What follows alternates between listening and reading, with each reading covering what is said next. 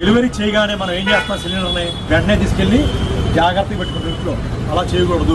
First ఏం చేయాలి అంటే, ఒక్కోసారి దీని లోపల వాల్ ఉంటుంది. ఏ వాల్ ఉంటుందంటే, మన టైర్లో గాలి తీయాలంటే ఏం చేస్తాం, పుల్ల పెట్టి పొడుస్తాం, లేకపోతే పిన్ని పెట్టి పొడిస్తే ఏమైంది, గాలి లీక్ అవుతుంది. సేమ్ దీంట్లో కూడా అదే ఉంటుంది.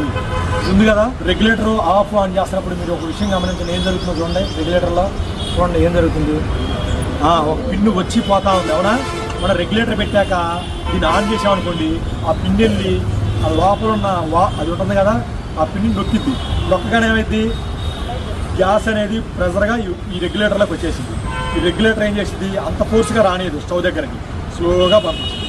ఓకేనా? అది రెగ్యులేటర్ చేసే పని ఏంటి అర్థమైంది కదా. ఏం చేసింది, సిలిండర్లో ఉన్న పిన్ని నొక్కి ఆ గ్యాస్ని స్లోగా స్టవ్ దగ్గరికి పంపించే పని చేసింది అనమాట. ఓకేనా?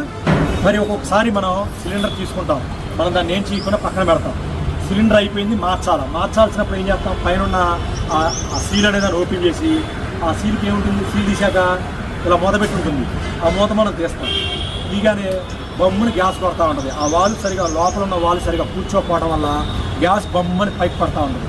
అప్పుడు మనం ఏం చేయాలా, అక్కడ దాకా మనం ఎందుకు తెచ్చుకోవాలా అంటే, తెచ్చుకోవడం అక్కర్లేదు.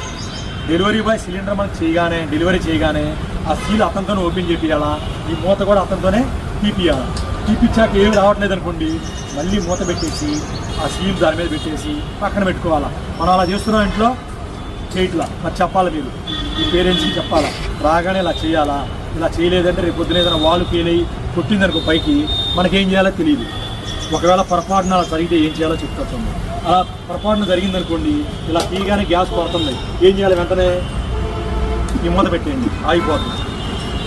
లేదు, రెగ్యులేటర్ ఉంది కదా, రెగ్యులేటర్ సెట్ చేసి రెగ్యులేటర్ని ఆఫ్ చేయండి. అప్పుడు కూడా ఏమవుతుంది, ఆగిపోతుంది. అర్థమవుతుందా? వెంటనే గ్యాస్ వాళ్ళకి కానీ మాకు కానీ ఫోన్ చేస్తే ఏమీ లేదు, దాంట్లో వాలు పక్కకు ఉండి ఉంటుంది. దాన్ని మనం ఒక చిన్న కట్టె పుల్లతో అలా పొడిచామనుకోండి, అది వెళ్ళి కరెక్ట్గా కూర్చుంటుంది, ఏం కాదు, కూర్చుంటుంది.